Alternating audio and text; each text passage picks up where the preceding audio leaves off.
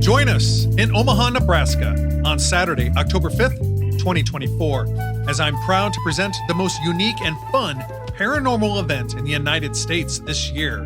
Historic Haunted Heartland, Part 3, Reconsider Everything. Presented live on stage at the beautiful Benson Theater in the heart of Omaha. The fun starts with the pride of Alabama, the paranormal researcher and investigator that has the paranormal community all abuzz, Joshua Darren. Next, veteran paranormal researcher, lecturer, and motivational speaker Dustin Perry from Ghost Hunters will captivate the audience. And finally, back by popular demand, Omaha welcomes to the stage paranormal and occult expert John E. L. Tenney. He's going to leave you absolutely spellbound as he delivers one of his signature weird lectures. Tickets are available this summer, and I invite you to visit necronomicast.com. Follow the show on Facebook for more information. Historic Haunted Heartland 3, Reconsider Everything. Brought to you by Necronomicast, Saturday, October 5th, 2024, a night that can change your life or your afterlife.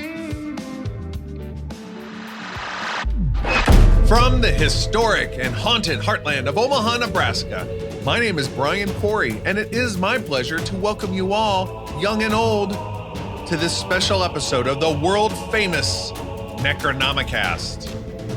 My guest tonight for the 281st episode of the show, you've seen this gentleman on Netflix on 28 Days Haunted and the Discovery Channel's hit show The Holzer Files, paranormal investigator Shane Pittman.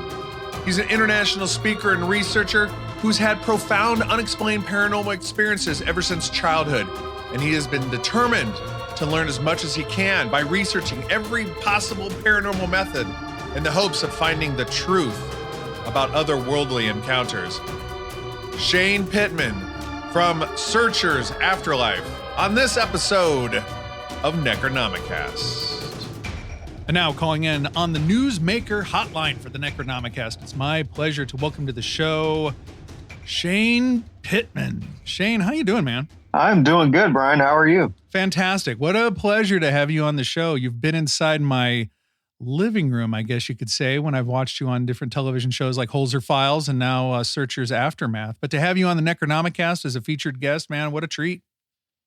Well, thank you so much for having me. I'm looking forward to the discussion for sure. Yeah, now I appreciate that. Thanks, man. We've been trying to set up this interview for a while, and we had to move things around because of your hectic, busy schedule. Where are you at, if you can say? You're at an undisclosed location. I'm at an undisclosed location right now. It's been super, super busy, but I'm super thankful for it at the same time, because that means I'm working, I'm doing things, so I'm thankful for it. But yeah, it's been a crazy month. It's been a crazy year, actually. Well, that's good. It's better than sitting around with nothing to do. So that's good for you, man. That's true. That is true. Now, in fact, like last time we were going to talk, you were like smack dab in the middle of an investigation that you couldn't walk away from. You were over at the Belvoir Winery. Is that right?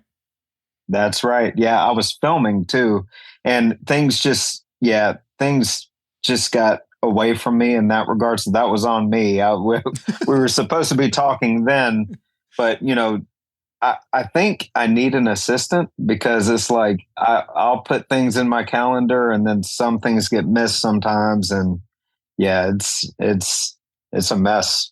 Well, I didn't call you out to shame you. I was calling you or just bringing attention to it because my wife and I, for our 20th anniversary, we went to a Strange Escapes at the Belvoir Winery, and that's where I met Cindy Keza and Dave Schrader, two of your co-hosts, co-stars. Investigative buddies from the Holzer Files, which was a favorite show of mine for sure. Oh, well, thank you for that. Thank you. Yeah. So Strange Escapes, if any of the listeners out there have never been, that's an event that you do not want to miss. Those events are amazing. And Jesse and Melissa over at Belvoir are fantastic hosts. I mean, they did such a great job just hosting us and showing us the history and showing us around. So yeah, Strange Escapes is great. And Belvoir, if you're ever in Liberty, Missouri, you need to go check that out. Belvoir Winery is an amazing place. Yeah, it's cool when you're driving there. I don't know which way you came, but when my wife and I drove there, it's only about 3 hours or so from our house. So it was a nice little escape for the weekend on our anniversary to go hear some spooky lectures and have some fun with the costume party and the investigations and all that. So, but you've what an anniversary though, isn't that's a pretty good anniversary to go and do all that. I thought so.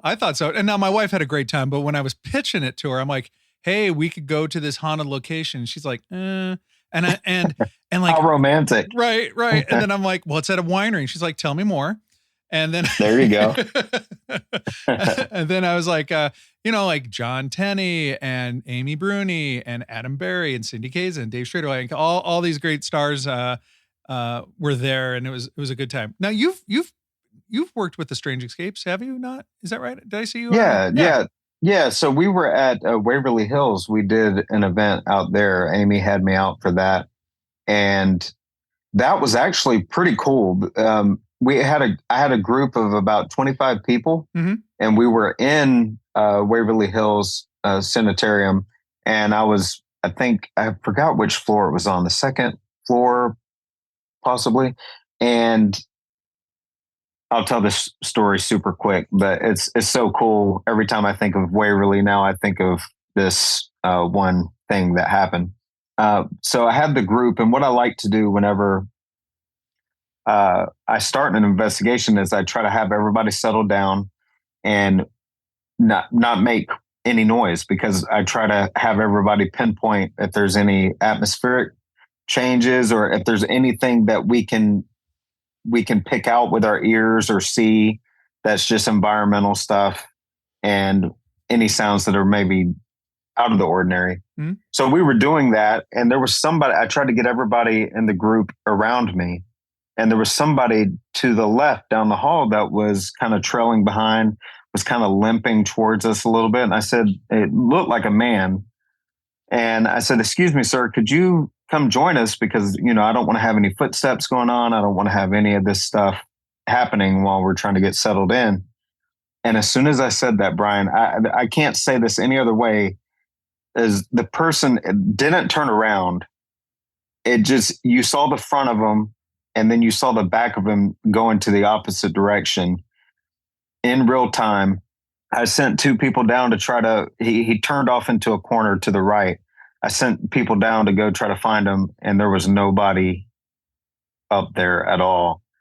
And I even asked the people that were posted at the exits, because we have people there so people don't wander off. They're like, nobody came through here and nobody has left. And what's cool about that is my whole group saw the exact same thing. So we all witnessed this apparition type thing at Waverly at the same exact time. And it's, oh man, just such a cool experience. Wow. That was not a case of mass hysteria then, if everybody's seeing it at the same time, just as you describe. No, because I just said, hey, are you guys seeing this? And they started describing what I was seeing. So it wasn't like I was saying something and they were just jumping on board. I just said, do y'all see that? And then I had this one lady that was in the group saying, oh my God, I just saw somebody. It looks like they were walking towards us. They're walking the opposite direction, limping. And I was like, yeah, I see that too. And it was just, it was amazing. I mean, that was one of the coolest experiences I think I've ever had. That's crazy. Well, you've got all kinds of luck, it seems like, in these big giant places, because I just caught the inaugural episode of your new show, Searchers Afterlife, on your Beacon TV network. And we'll talk all about that. But your first episode was at the Eloise Asylum in Westland, Michigan. And you guys were hitting all kinds of things at that giant cavernous location. So you and penitentiaries and asylums, you got a lot of luck in those places. All the really creepy places I seem to be gravitating to for some reason. I don't know. But yeah, we were at Eloise Asylum filming our new show called Searchers Afterlife. And it was an amazing experience. It was extremely cold when we were doing that filming. But we had some cool experiences from there. and you just have to go watch the show to, I don't want to give away too much, but you can go watch it on streambeacontv.com, or, on your iOS app or Android app. You can just download Beacon TV, and that's my new streaming service. And I'm sure we'll talk about that. Oh, for a little sure. bit more, a little bit later. I want to talk about that in a little bit for sure. So I've made copious notes that I like all these points that I gotta, as long as I got you on the program, I wanted to ask all these questions. So awesome. So like Shane, like, I being a paranormal enthusiast and a researcher, investigator of my own here in my little neck of the woods here, I'm always checking out different trends and different shows and different personalities and people of note that are going out in the field and conducting these investigations and research and kind of taking notes and whatnot. And of course, I was always a big fan of Dave Schrader. Have been, I've been listening to Darkness Radio and now Paranormal 60, gosh, over a decade. And Cindy Keza, I've caught a couple of her gallery readings. Listeners know I flew her into Omaha for a live event for the podcast, so big fan of hers. But then they were joined by this brash young new guy, Shane Pittman. and the hashtag poor Shane, Dave's sending you out in all the creepy, scary places. And so I was like, I like, you just have an endearing spirit about you, man. I really enjoyed watching you and like the chemistry between you three people. How did you get involved with Dave and Cindy on that groundbreaking show? I really enjoyed Holzer Files. Well, thank you so much. I appreciate that. So it's kind of a long story, and I'll keep it as short as I can. So, dude, you're fine. You're fine. So a lot of people don't realize or know that I was an executive for a company before the TV thing. So I was in the corporate world, wore suits all the time, which I can't even believe I did now. And I was miserable. It was a soul sucking job. And of course it put food on the table, and that's why I was there, but it wasn't fulfilling. There was, nothing that really drove me there was no passion behind being there. It was just, it sucked. I'll just say it sucked. And there was, I remember, I traveled for work. It'd be 6 days out of the week. I'd be gone away from the family. I would come home Sunday night or Sunday afternoon and would have to go out again Monday for 6 days. So I barely saw my kids, barely saw my wife. And it was just miserable. And I remember I was in a hotel room in Coleman, Alabama for work. And I was just at a desperate point in my life. And I was like, I was crying out to whoever or whatever was listening. It's like, I need a change. I can't keep going down this road where I'm away from my family and not being there for important events in their lives. I just can't do it anymore. And kind of rewind a little bit, a couple weeks prior to that, I had a producer buddy of mine reach out and say, hey, I have this one gig that I think you'd be perfect for. You got the look that they're looking for, which I guess a beard and tattoos, they wanted that look. Right. And he was like, you should just submit your headshot or whatever and see what happens. And I was kind of indifferent about it. I said, I guess I will. I have nothing to lose. And so fast forward again, I'm in that hotel room, did that crying out or whatever, just in that very low point in my life. 30 minutes, not even 30 minutes later, I get an unknown caller from LA that called my phone, and it was the casting director for the Holzer Files. And from there, a week later, I was in Zoom calls and Skype calls and all that good stuff. Then a week after that, I'm doing like chemistry reads and chemistry tests with Dave Schrader, which was a funny exchange there. That was my first time virtually meeting him. I knew of his work, but the first time I talked to him. And then half a week later, I'm out filming. So it was that quick of a turnaround. And what was interesting about it is the casting director was like, hey, Shane, and kind of vaguely told me about the premise of the show, said, hey, it's reopening the case files of famous parapsychologists back in the 60s, 70s, whatever. And I said, well, can I guess who that is? because 7 years prior, I knew of Alexandra. I was friends with Alexandra Holzer already. Oh, wow. And I guess they didn't know that. And so I guessed it's Hans Holzer, isn't it? And they were like dumbfounded.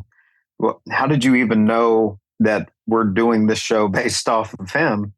And I said, well, I already know his daughter. So, I guess all of it worked out. It was fate. It was meant to happen the way it did. And you were naturally interested in anomalous or paranormal phenomena before that. Oh, yeah. Oh, for sure. Yeah. You didn't just go in for a blind audition for a TV show. Like you were like, no. Yeah. No, I was in like the Searchers idea, the Searchers Afterlife, all the Searchers thing was birthed way before Holzer Files, way before the TV thing. Mm-hmm.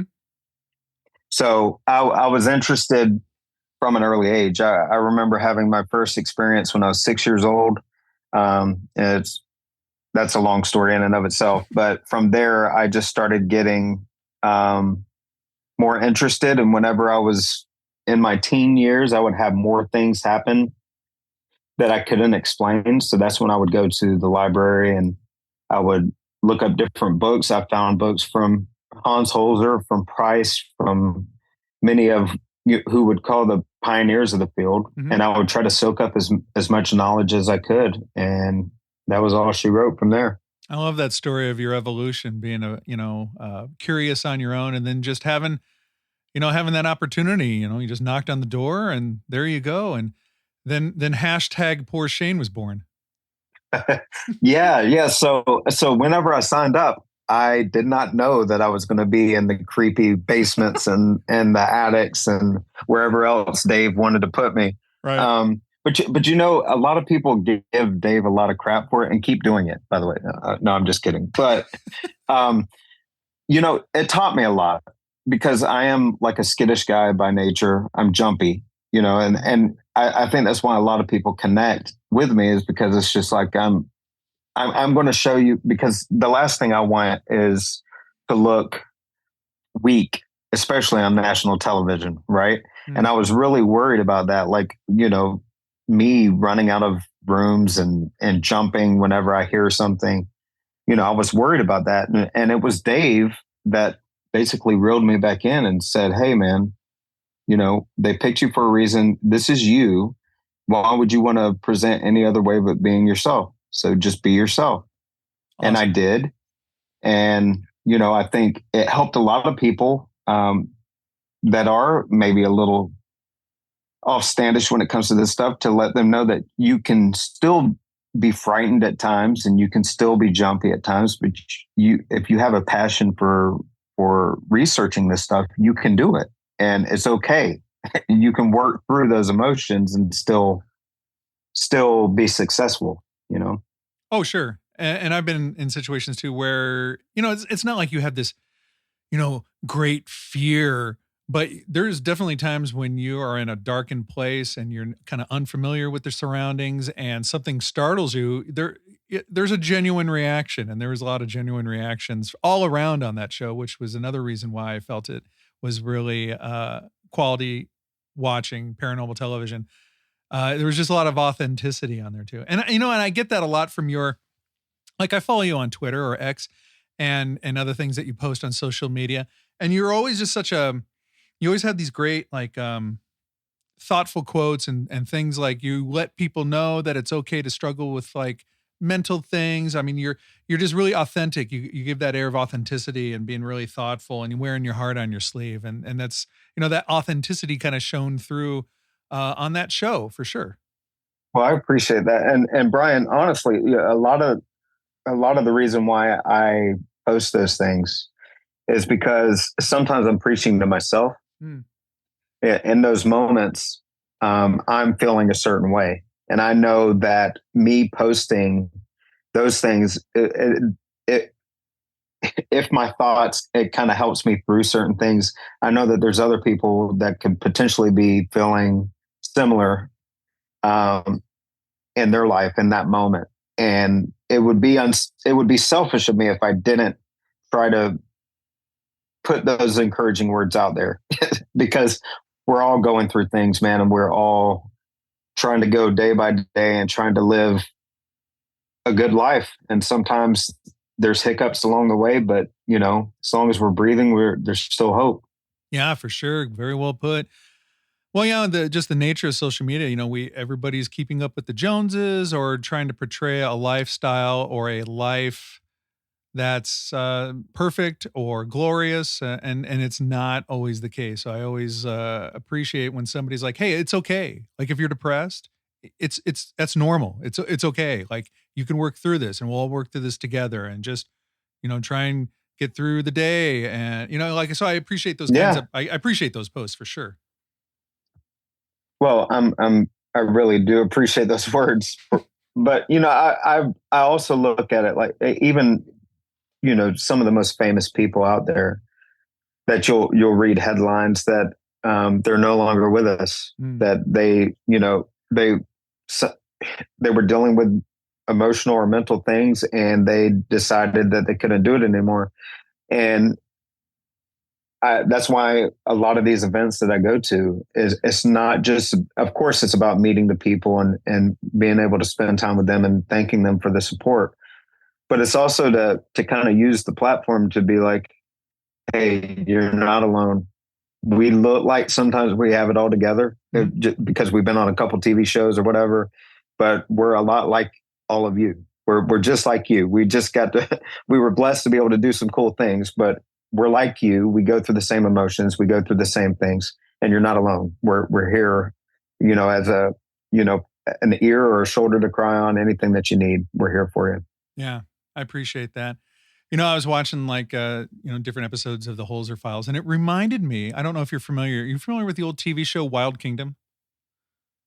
Wild Kingdom. No. Okay. I can't say that. It was popular. It went from the 60s through the 80s, and it was a wildlife show, and it was hosted by a dude. It was called Mutual of Omaha's Wild Kingdom, and it was hosted by a guy named Marlon Perkins, and he's kind of like the Dave Schrader. And then there was a guy that was like a zoologist, like an adventurer, named Jim Fowler. And Jim Fowler was the one that Marlon Perkins always sent out to go, put the tag on the lion, or go feed the crocodile, or swim with the sharks. So it's like, why he watches from afar? Yeah. I see the similarities now. Yeah. Marlon was an old man, but he was just a wise and a great host. And he used to do stuff back in the day, like when the show first started. But as the years, as he had more birthdays, it was like, well, here we are. We're seeing Jim out in the African Serengeti, and he's going to go out and tag this lion while I sit in the comfort of the studio. Well, now I've got to check it out because I'll probably be laughing throughout the entire thing just because of the similarities. Yeah, hilarious. And how cool was it to work with a just an incredible psychic in Cindy Keza? Like, I've seen a couple of her gallery readings, and then the one that she came in and did for my live podcast event. She was hitting on things in this crowd. She just flew in the night before, didn't know anybody, just knew me. Yep. and Tent. Like, she just comes in. I take her to the theater. It's the first time she's ever been in that theater. There's no list of the ticket holders that she could look at beforehand. What I mean? There's like, she went in as blind as a bat, as blind as you can be, and she's sitting there hitting on things, and not just like, oh, my uncle this or this person that, like really specific, like murder suicide for somebody in the audience, like brought that out. And we were just like shocked and stunned that this was happening in front of us. It was just unreal. But you worked multiple episodes, multiple locations, hundreds of hours working alongside somebody with that gift. What was that like? It was amazing.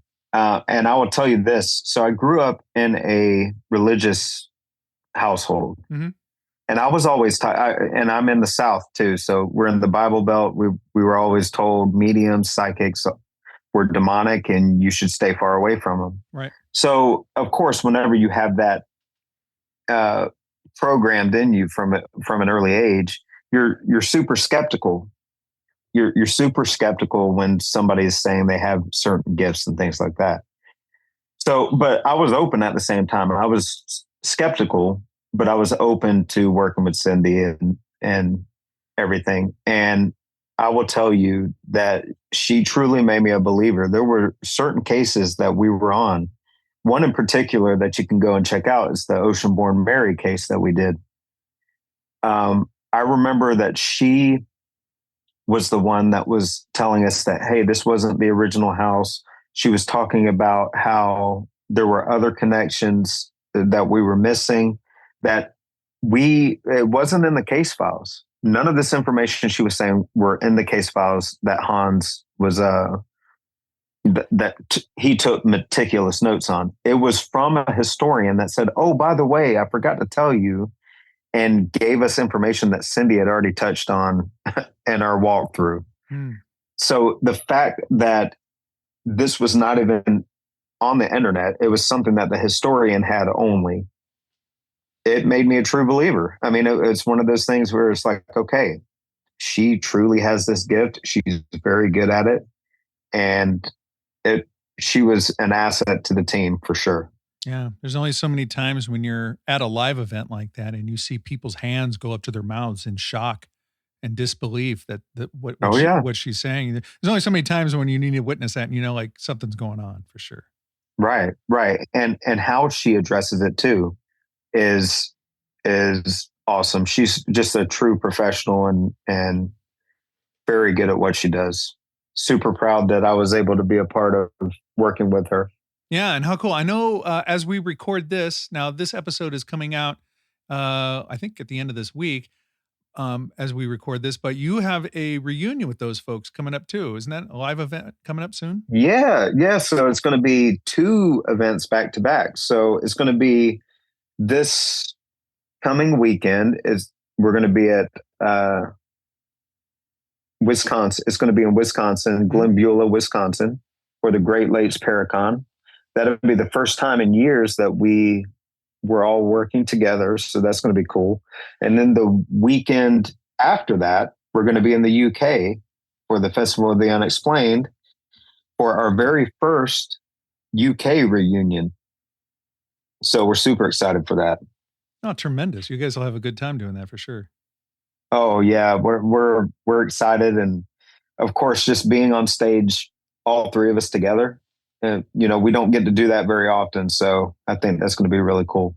Now, dear listeners, if you're listening and you're like, wow, that show sounds great. I've never caught an episode of the Holzer Files. I think you can still go back and watch all the episodes of Holzer Files on Discovery Plus. Yeah. Discovery Plus. You can also watch it on Max. And I do believe now, if I'm not mistaken, that you can watch it for free on Tubi. Of course, there's ads and stuff, but I think it's also on Tubi as well. So Tubi's changing the world, man. I love it. I know it's crazy, but it's cool for those that, have a tighter budget and things like that. You can go and check it out there. And as long as you're good with the ads and stuff that they play. Yeah. I've had a good time on Tubi, checking out the different paranormal docs that are on there.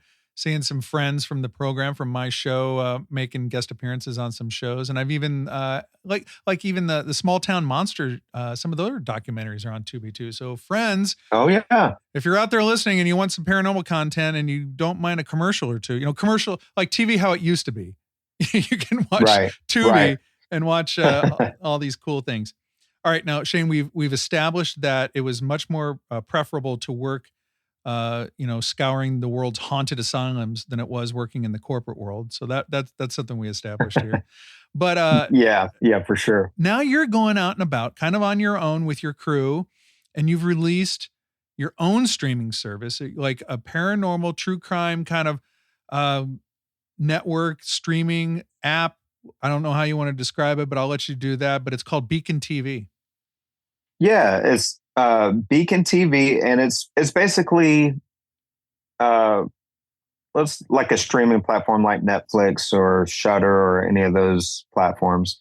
And we're focusing right now on the paranormal, true crime, and horror genres. And we've got many shows in production already, and we're getting some other shows that are going to be uploaded to the platform soon. But it was one of those things, man, where it's like, there's been a shift in the paranormal shows, and there's been many of the shows have been canceled. Many of the shows that people love to watch. And I was thinking about it, and it's like, okay, well, I have my own production company already.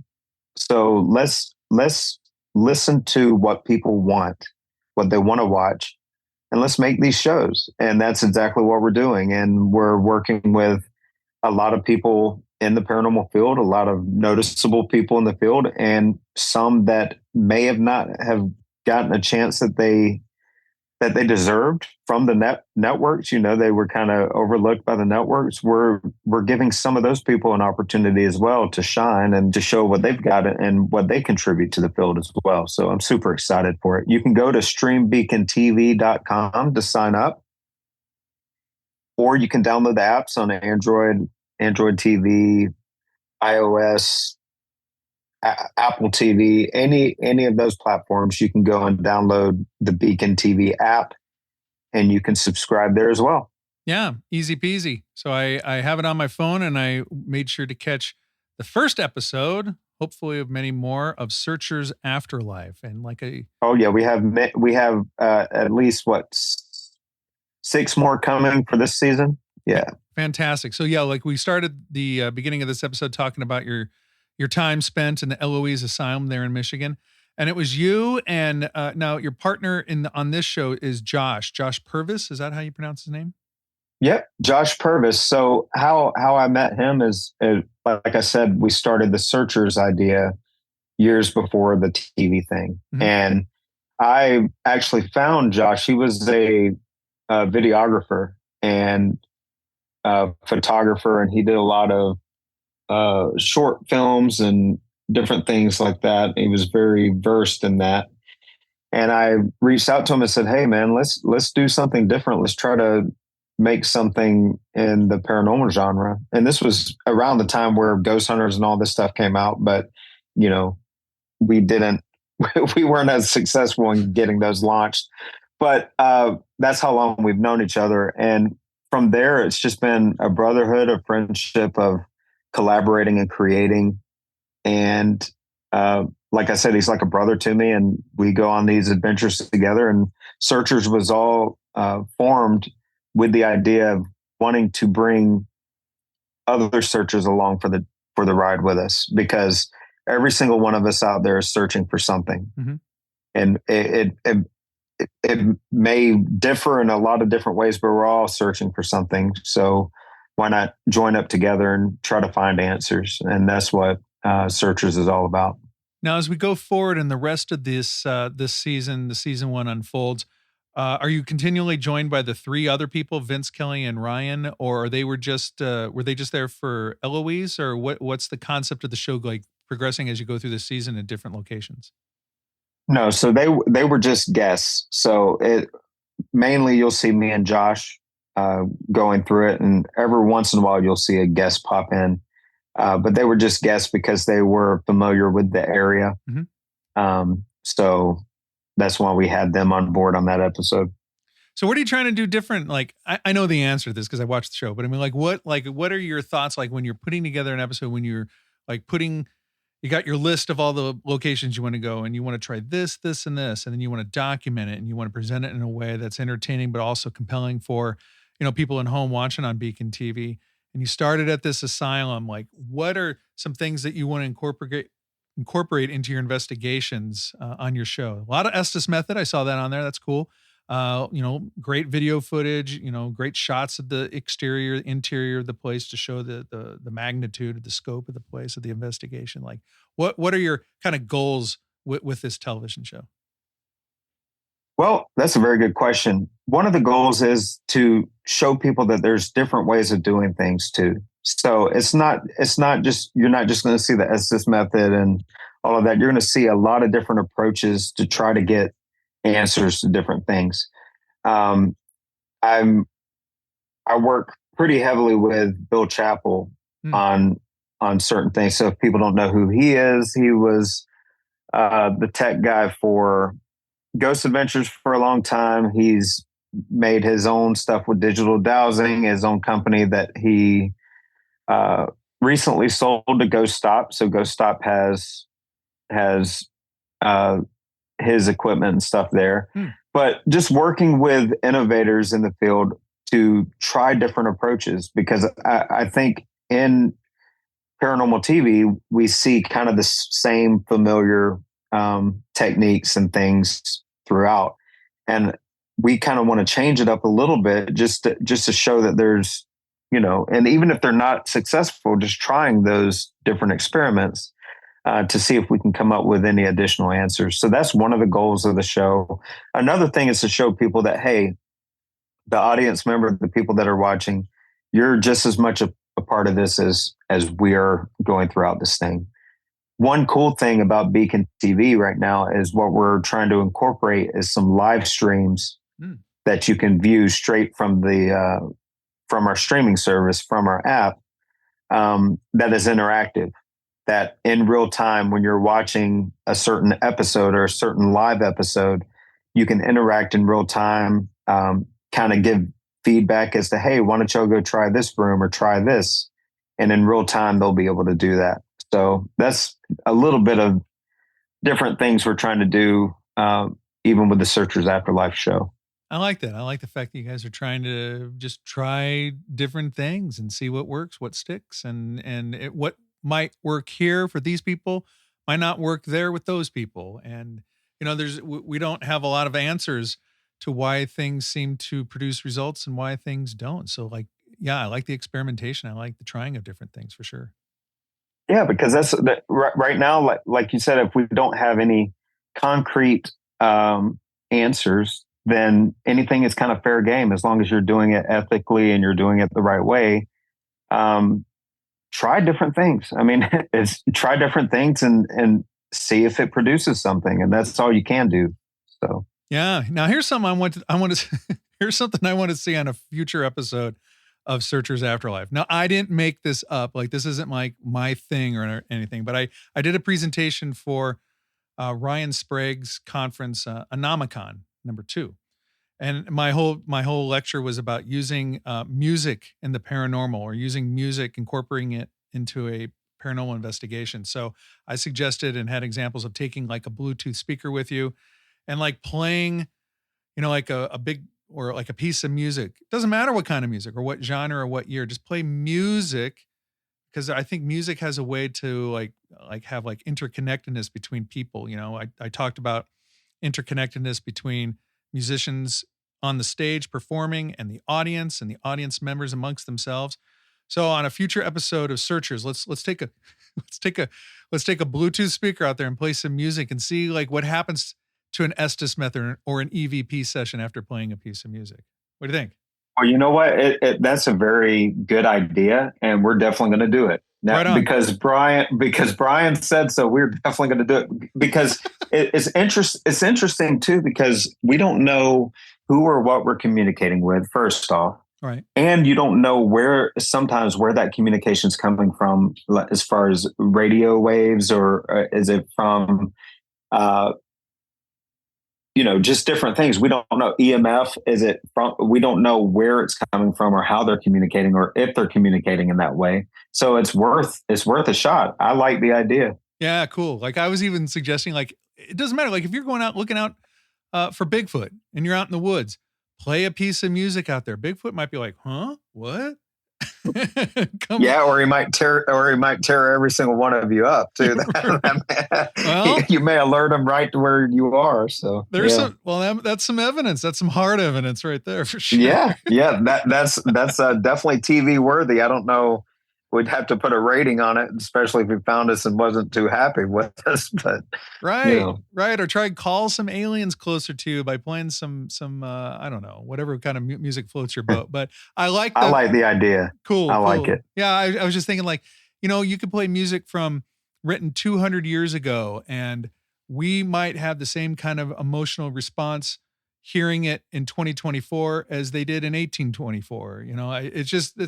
I don't know, but yeah. Well, you know what's interesting. So I like that idea, but what's interesting with it too is playing a piece of music, and this is what I've said for a while now. Is I think a lot of us and our emotions sometimes can fuel certain hauntings, or we can be contributing factors to a lot of the things that we experience. Mm. So if you're playing that music and you're having certain emotions, and collectively you're having emotions while listening to the music, that could fuel the atmosphere as well to have things happen. So I really like the idea. Really cool. Great point, man. Yeah. Yeah. You got it. You know what's up. And with that, like we were just talking a little, I mentioned Bigfoot and aliens and stuff.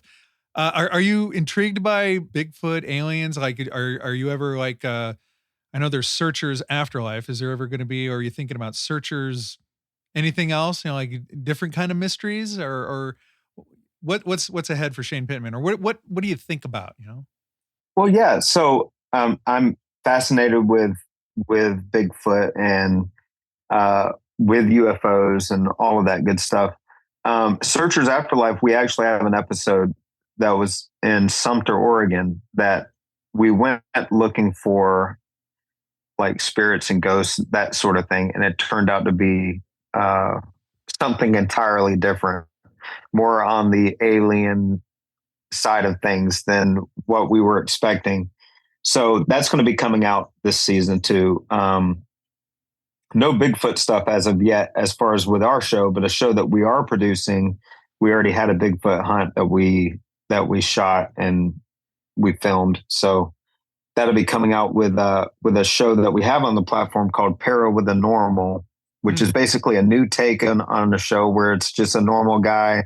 He's kind of like a goofy, funny guy that joins up with a psychic, and she's trying to show him the ropes and reel him in whenever he gets too goofy, which is very hard to do at times. So it's called Para with the Normal. That's on our platform.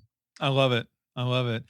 So when you're traveling around in all these places, like I know you're going to be at the Missouri Paracon, and I think I'm going to be a vendor at the Missouri Paracon. So hopefully I get to shake your hand there. Oh, very cool. But yeah, so you go to all these events and you're filming, and you're looking for these things all the time. Are you ever just like totally like the childlike nature, the wonder, the craziness, the mystery of it? Like, I know you've seen a million things and you know all these people and you've been to these places, but are there times that it just like just hits you in the gut, like, oh my God, like there's like something's revealed to you?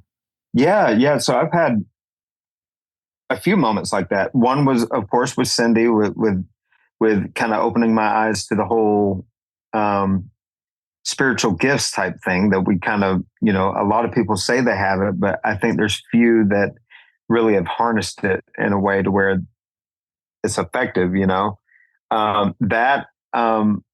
whenever I'm in a group of people and we're all collectively seeing the same thing at the same exact time, and nobody was speaking, just like how it happened at Waverly, that's a gut punch, man, because even though I've been doing this for a long time, whenever you see something like that, and not only see it just me experiencing it, but having a collective experience with other people and watching some of their reactions, some of those people were not, that was their first investigation, and they got to see something as cool as that at Waverly.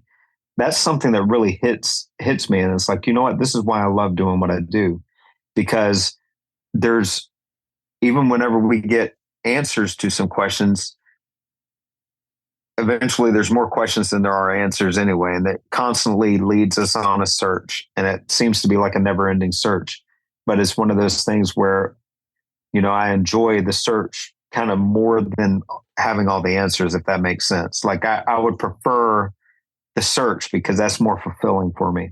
Oh yeah. Like the greatest joy in all this is in the pursuit, cause oh yeah, there's no way on my little show that I'm going to figure out the secrets of the afterlife or where Bigfoot lives during the day or where the aliens come from. I'm not going to figure it out, but it's this pursuit of these mysteries and talking to people like yourself and others that have, dedicated considerable parts of their life and their energies into unraveling these mysteries. That's where the fun is, for sure.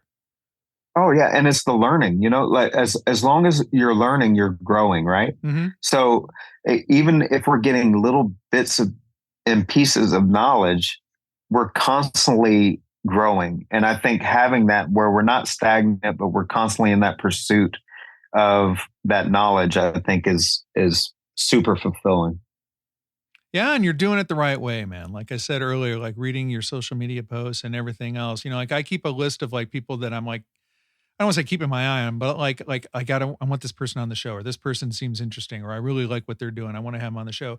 And boom, man, it was like I was just like, I gotta get Shane Pittman on the show. I gotta reach out to Shane Pittman. Like he's got this new thing. He's got Beacon TV.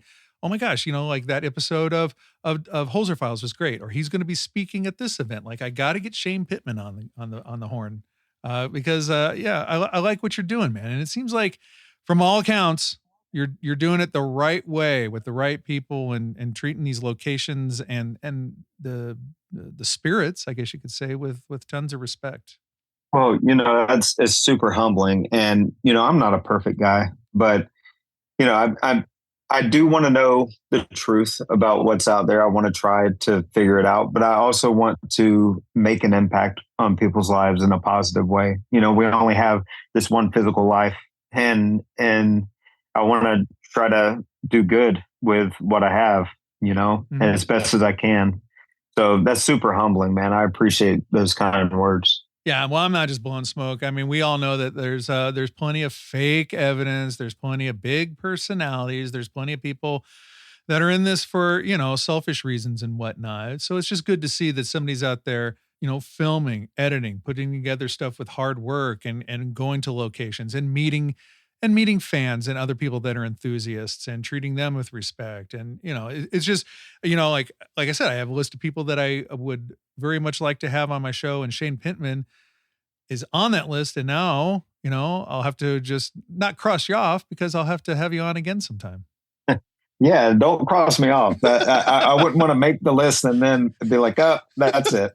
No, and I don't mean like, okay, I got him, check mark. I've talked to Shane. I don't need to talk to him anymore. No, I like having these dialogues with people. I like seeing them at different events and even catching up with them years later. Like I had Dave on the show before one of your seasons of Holzer Files.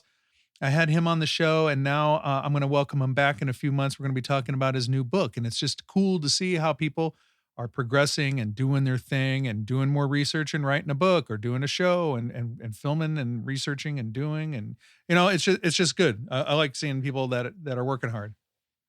Well, and I want to give a shout out to you as well, because you're giving people an avenue to where they can listen to people that they watch on TV or that they follow for all of this stuff. And you're giving them a place to where they can have community and they can listen with fellow enthusiasts and learn. So kudos to you as well, man. I know it's not easy to keep a podcast and keep all of the stuff rolling and running and week after week and all of that. So hats off to you as well. Yeah, thanks. I appreciate that. And it's great having people in the paranormal community, embrace my show and want to be on it and talk and share their experiences and everything. Cause for me, it's all about conversation. It's not confrontation. There's too much confrontation online. There's too much confrontation on social media without like really being able to listen and talk to people. And I really enjoy conversation for sure.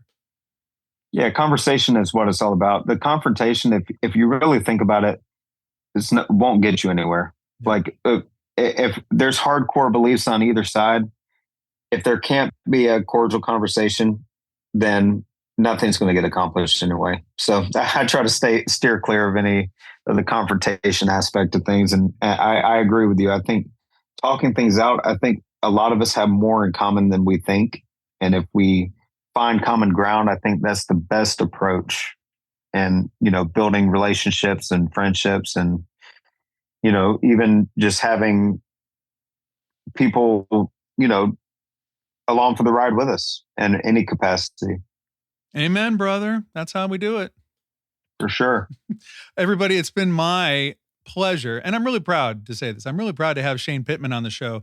Hard worker. I've enjoyed his stuff since the Holzer Files and watching his emergence as this new CEO or new creator of this content on Beacon TV. And you can find those apps and you can find it online. and just creating more content for you to watch and discover and just jump into the mysteries along with him and Josh and his guests and his friends. Shane, man, thanks so much. Like I said, I hope to see you at Missouri Paracon, but my very best to you and your family in the months ahead and in your travels. Just stay safe. Don't fall through any rotten floors.